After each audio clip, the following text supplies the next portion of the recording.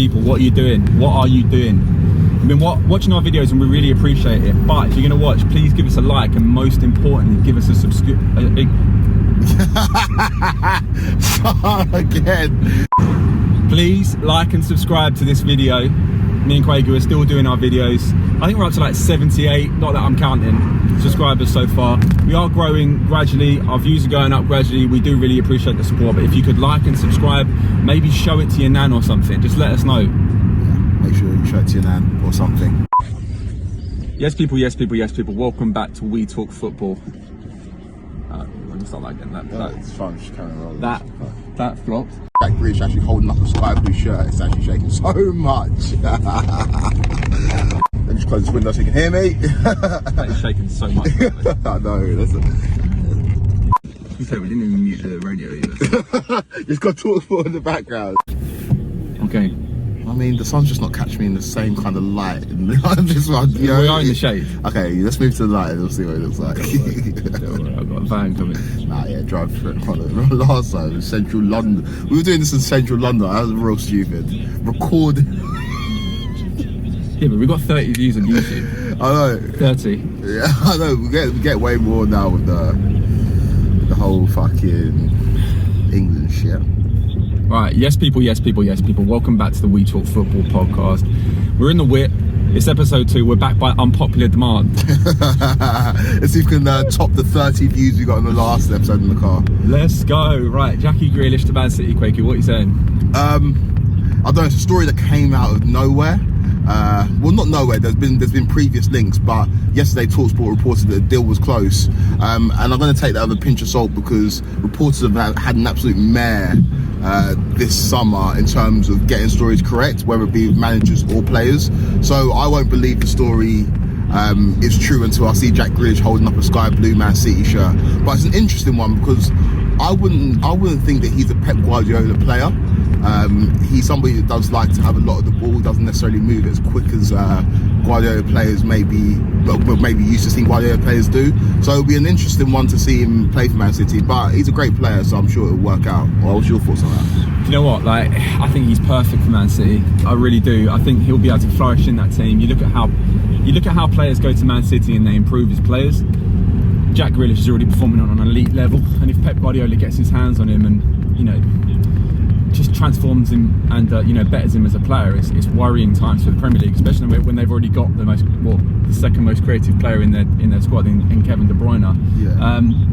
I think, yeah, it'll be an unbelievable signing. I can't see the signing happening just purely because I think he's just signed a 5-year deal at Aston Villa, so it's going to take an enormous fee from Man City to even get him, I imagine. Yeah. That, and then they're already looking at Harry Kane. Yeah, and they're going to have to pay the money for Harry Kane as well. So it's one of those situations where it would be an amazing signing if Man City could actually do it, but can they afford to do it? Well, that's the thing. It's like you bring up Harry Kane again, another England player that's been linked with a move away from their current club, and there's quite a few of these. Obviously, Harry Kane, the talks died down a little bit, but we know Man City are in for him. And then we see the story about Ben White, and we know Jadon Sancho move is ongoing. So there's a lot of like England players that are linked with moves away, and is that going to be like a distraction to Southgate's side? Do you know what? Like, I think there's such a different narrative around this England side that's slightly different to previous tournaments. Yeah. And obviously they've it almost feels like they've removed that competitive aspects that they have during clubs that previous generations have always struggled from. And it seems that kind of thing doesn't really affect these players. Yeah. It's going to be in the back of their minds, of course, that their club futures aren't certain, so to speak. But at the same time, I think every England player there is quite clearly there's quite clearly a morale in the squad, and I can't see things being affected too much. What do you think? I'm inclined to agree with you. I don't think these stories help.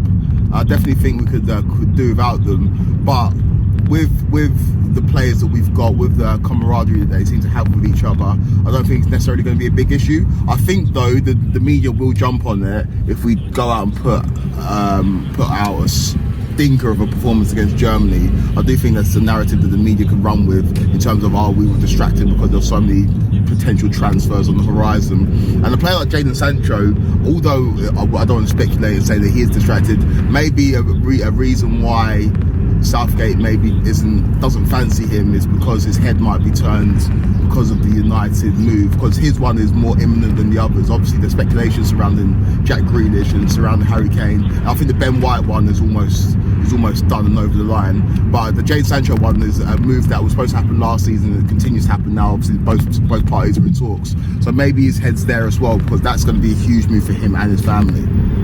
Yeah, I don't know whether I'd go as far to agree that, you know, the reason Jadon Sancho isn't playing is because of, you know, obviously the speculation around his future. I mean, it could be a contributory factor, but I think, you know, ultimately the reason Jadon Sancho hasn't played is because I feel like everyone else has, you know, played above him. I feel like Raheem Sterling's probably been our best player, and he plays in the exact position where he would be. Yeah. Do you start Jadon Sancho above Phil Foden? Does he get in the team above Marcus Rashford? I don't know. I know that he's performed at an elite level for Borussia Dortmund for a couple of seasons now at least, but has he really ever produced those numbers on the international stage? Yeah. You can argue that he hasn't really had as much of a chance, which is fair enough, but I feel like the players that have been playing above him have produced on the international stage. You know, Raheem Sterling, we were all calling for his head, you know, prior to the first game, but ultimately he's had a dodgy season at Man City. But one thing that is certain is he's always performed for England at international level. So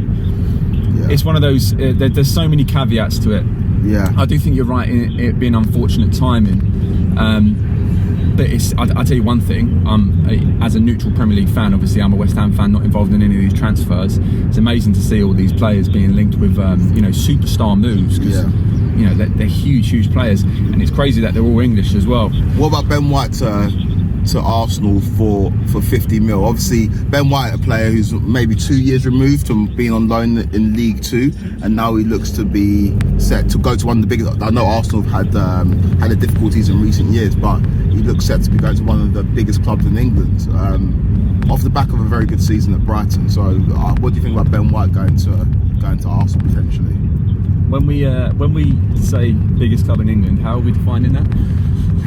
History, like the amount of money they can be paid, like they are one of the biggest clubs. They're basically one of the biggest clubs in England everywhere but on the pitch. Yeah. Well, there's 92 teams in the Football League pyramid, and Arsenal are in the top 10. So they're, you know what I mean, they're in the top 10% of the clubs in England. Then Brighton are in the top 15. Yeah, they're a big club. Yeah.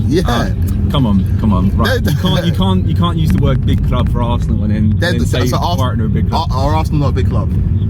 This is what I'm saying. They're a big club in every form, but on the pitch, which is probably the most important factor. Financially, you know, they're huge. But they're essentially a fashion brand, and the most famous thing about them at the moment is AFTV. You know what I mean? Let's be serious. Well, regardless of your opinion on Arsenal as a big club, even though they are a big club, they're a big club though. Right, Ben White. Great move for Ben White. Obviously, I just don't know if I was a player, and this might be well off it, of course, I don't know if I would be looking to go to Arsenal to further my career, just because of the uncertainty that goes around them. I feel like players are put under enormous pressure whenever you're an Arsenal player, and I just wonder if he's ready for that. Secondly, you know, your mistakes are blown up, put all over social media consistently. We've been an Arsenal fan. They've got a really, I feel like I'm gunning for Arsenal, but they've got at times they've got a toxic fan base. They've got such a large fan base, haven't they? Yeah. But like, I feel like sometimes when you're an Arsenal fan, you can get thrown to the wolves quite often. I would love to see him maybe go to somewhere, you know, just outside of that top 4 bracket. Maybe one of the Europa League teams. Obviously West Ham would be a dream, but we're not paying £50 million for a defender. Yeah. But I think Leicester would be an ideal move, but obviously they're not going to pay it either. So if Arsenal are going to pay the money, I mean, they've been beaten to everyone else, haven't they? So well, I feel like with the Ben White to Arsenal, the valuation in terms of how much Brighton value him and what clubs are going to be willing to pay, I think Arsenal's a perfect move for him. It's not one of the elite clubs at the moment. They haven't actually got European football, so I think it's a club where he can develop, and if he's on form, he will be in the spotlight. And obviously, you know, Gareth Southgate already likes him. And it just, I think the pressure at Arsenal would be less than if he went to someone like Chelsea and Chelsea paid 50 million for a centre back. So like I think it's a good move for him, and I think it's the next logical step for somebody who wants to eventually play at the highest level of football. But 50 mil for a player that, like I said, was on loan in League Two maybe 2 seasons ago is absolutely crazy. It's great for Brighton. Great for Brighton. Huge for Brighton. And it shows. It just goes to show to any young football players struggling to get football. If you drop down into the leagues and you go on a few loans, like he had that unreal season for Leeds, didn't he? Yeah. Where he got promoted. It can take time sometimes, and people like Ben White are testament to the football system and going out on loans. Yeah. Dropping down to League Two, like you said, then dropping down to the Championship, putting in some serious performances. Yeah. That's pretty much given Brighton no reason but to not play him. So. Yeah. Huge business for Brighton, by the way, because you can imagine there'll be a huge fee coming for some of their other players in the next couple of years at least, like Yves Bissouma and obviously Tariq Lamptey as well. Yeah. So yeah, it's great business from Brighton. I really rate Brighton. I love their manager. I love their scouting system. Like, do you know what I mean? They're one of those teams that just, if they had a more potent force going forward, they'd be a lot better than what they are. They're just a little bit blunt at times. Yeah. But yeah, obviously that's going off. Off topic. I'm just like, it's crazy because obviously I lived in Brighton for like 4 or 5 years, but I just don't have any affinity for their football team at all. And I think Potter's an overrated manager. But again, this is going off on a tangent. What's the most controversial opinion today? Is Graham Potter overrated, underrated, or Arsenal still a big club? Let us know in the comments, guys. But yeah, in the meantime, you can find us on YouTube at We Talk Football Podcast. We are gradually growing and we are doing more regular videos even throughout the summer where there's no club football. Make sure you subscribe to us on YouTube, like I've already said. Make sure you find us on Instagram at We Talk Football Podcast, on Twitter at WTF Podcast 90. And yeah, we'll be back with more videos very, very soon. Oh yeah, guys, and make sure you subscribe to us on YouTube. And before I forget, make sure you subscribe to us on YouTube. Alright, sick. Catch you next time.